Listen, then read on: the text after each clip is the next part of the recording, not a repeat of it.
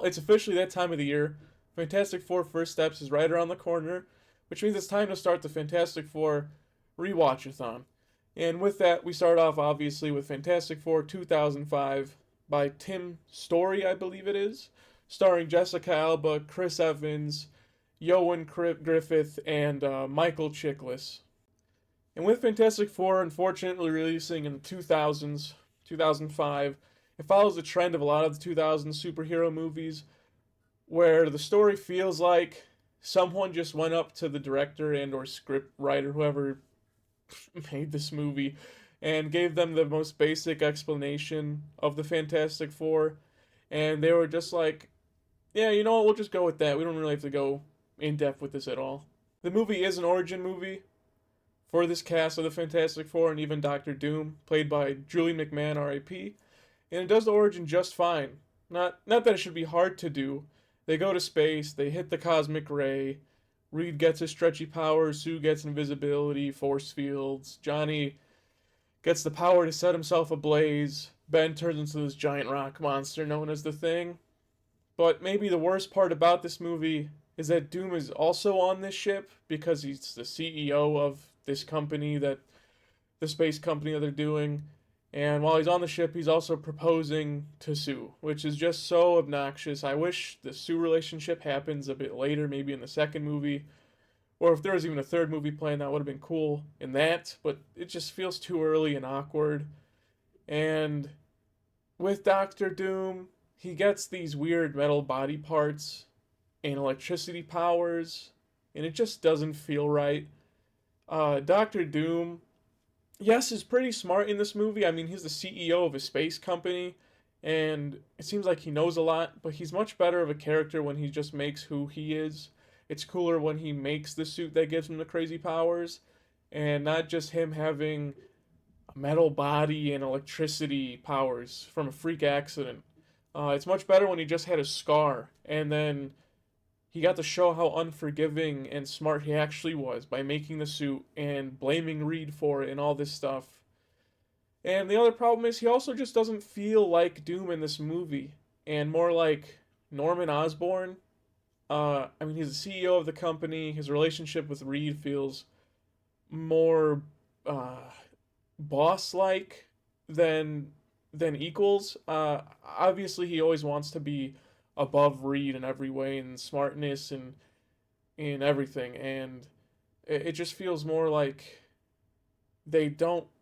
I mean, they're obviously against each other in this movie before the accident, but it just feels more like an adult versus uh, older teen than two adults. I don't know if I'm explaining this correctly. But as for everyone else, though, this movie is fantastic with the casting.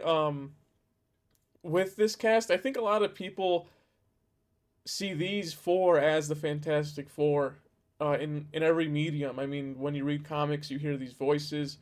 When you're imagining who's going to be up next for the castings, you imagine these faces.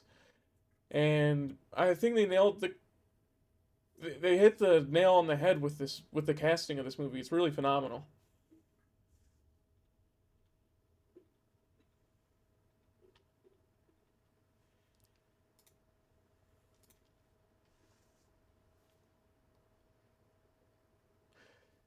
Chris Evans gives this fun and cocky performance of Human Torch that maybe goes a little too overboard with the ego, but they do fix that in the sequel, thankfully. But it's kind of it gets towards the end of the movie, it gets to a better blend of him being cocky, him realizing he needs to use his powers for more good than just picking up chicks and doing commercials and all this garbage he does throughout the movie.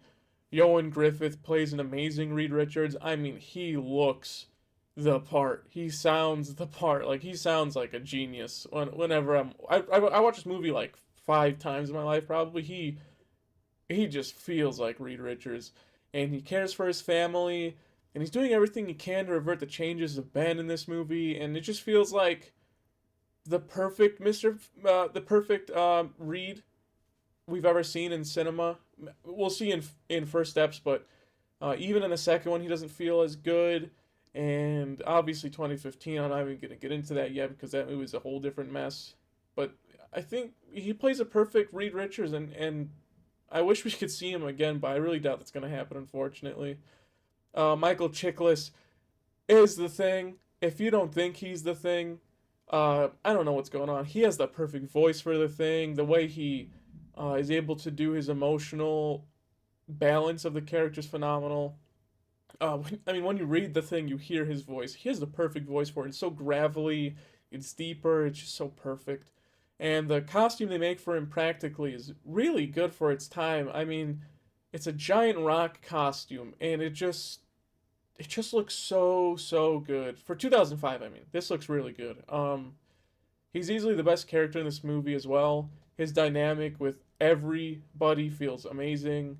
With Johnny, him like this little brother rivalry they have going throughout the movie is awesome. I mean, the ending scene where Johnny goes, "Make way, the big load's coming," and then and then Ben is coming in, and he's like, "I'm gonna clobber you." Just so good, and specifically his relationship with Reed in this movie feels so authentic, and you can tell he plays it off like he really wants to go back to being just a normal human being instead of the Thing. There's this line where he goes to Reed's office, or not office, lab, and he sees the machine and it's not really updated or anything, and then Reed and Sue come in after whatever they were doing, and he goes, "I spent my entire life protecting you, and you waste your time playing Twister with your girlfriend while I'm the freak of the week." It's something along those lines, and and you can like sort of hear the pain in his voice when he's saying it, and he just wants to beat the shit out of Reed for it. And his side story with his wife and then future girlfriend as well is really good. I think they nailed the Thing perfectly. It's really hard to mess up that character. I think you can only do the character amazing justice with it, and I think they do it. The relationship with his wife, where he's about to marry her, and then he turns into this giant rock creature, and she just runs onto the street. I think she was wearing lingerie. It's just so goofy. And then he meets this Alicia Masters. I keep forgetting her name. I think it's Alicia Masters. He meets her at the bar, and she's blind.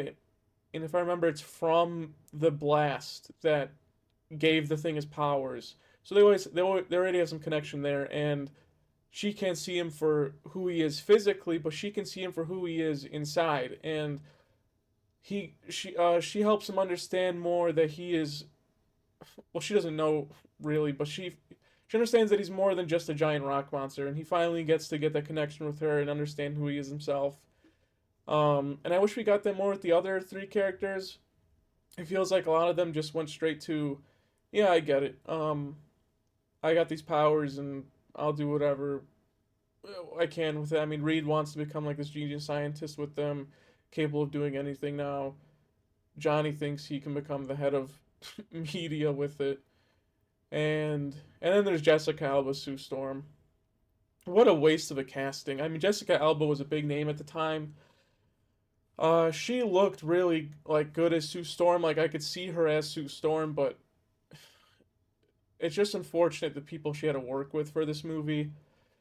Uh, they threw her aside as sex appeal more than an actual character, which is just so upsetting because Sue Storm is really important to the Fantastic Four, and I think we're gonna see that in First Steps. But this movie just really throws her to the side as sex appeal, and it's kind of upsetting. Um, I think there's maybe more scenes where they're trying to get her naked when she's in costume, and not just Fantastic Four costume. I mean, maybe even like regular clothes. Like they are trying to get her naked in every chance they get. It's really upsetting. Um, the bridge scene, the bridge rescue scene, um, where she just strips to her underwear, and then she just comes out of invisibility. Because the whole bit is that she goes invisible, but she had to take off her human clothes because they don't turn invisible with her. So the writers were like, "Oh yeah, instead of giving her the suit to or giving her the suit or some maybe the clothes can turn invisible with her, we're going to have her stripped naked in the middle of this bridge and when she strips her to her underwear, she's just gonna turn to human again, and she's just a woman in her underwear in a bridge, and it's so lazy. It's just such lazy writing. Like we don't have to have, and this is the problem with the 2000 superhero movies. We just don't need every woman character to be just sex appeal. Like they can be more than that. I think Mystique, for example, could have had clothes on way more in the X-Men movies than she actually did. Like Sue Storm didn't need to be in her underwear for, I mean, maybe I'm just misremembering, but it feels like she's in her underwear way too much in this movie. It's really upsetting. I think if I remember correctly, I read some interviews with Jessica Alba saying she was crying because she was just doing too many scenes of her showing her body. I mean, I could be wrong, but it's just so upsetting. As for the story and everything else about the movie, it's kind of just fine. This movie is really just fine. When you take the casting away from it, the Doctor Doom being the CEO of the company is just weird to me. I wish it was more of a college rivalry, like scientist rivalry, than, like I said earlier, like it's a boss and scientist type of thing. And the dynamic of the Fantastic Four characters, I mean, carries the hell out of this movie like a lot. The CGI isn't that bad. I mean, come on. Stretchy powers are hard to do, guys. Like it's not easy. Even like in the new trailers, it doesn't look fantastic. I mean, stretchy powers aren't. It's not normal in any facet of the universe. There's no stretchy. You just have like Play-Doh and all this weird like stretchy toys, but you don't have like human stretchy powers. Like even the boys does it like good, but it's not like that much better than this 2005 movie. The costume design is elite. Obviously, I mentioned earlier the Thing is probably number one. It's a really good giant rock guy costume for 2005. It's really, really good. But I think everyone's costumes looks really good. The Fantastic Four themselves, I mean, that's like maybe the one of the most iconic superhero costumes in live action we've ever gotten is the 2005 Fantastic Four costumes. They look really, really good, and even the clothes they wear throughout the movie. I mean, Johnny looks like a badass throughout this movie because of the costume design, and it's just so cool. It's yeah, he just looks so cool. And aside from that, the movie's okay. The final fight scene is utter garbage. Um, since we know that Doom is gonna be in Rise of the Silver Surfer, well, now that I know ahead of time, it kind of sucks that Doom didn't just get away. I would have preferred a 10-minute fight scene. We do get all their powers in this 4-minute fight scene, which is cool, and you get to see them use it together as well. But I would rather have a 10-minute fight scene where Doom escapes at the end, and maybe he builds up his country and his people and all this. And maybe he gets magic powers in the second one. But instead, they just do a 4-minute fight scene. They do show their powers working together. It's kind of lame though, and it ends with Doctor Doom getting frozen in from a fire hydrant. It's just lame. It's just so lame. Doctor Doom is such a cool character, and it feels like they kind of wasted him in this movie because when you're watching superhero movies, you want the big bad to be a big bad, and it just doesn't feel. He just doesn't feel like that in this movie, unfortunately.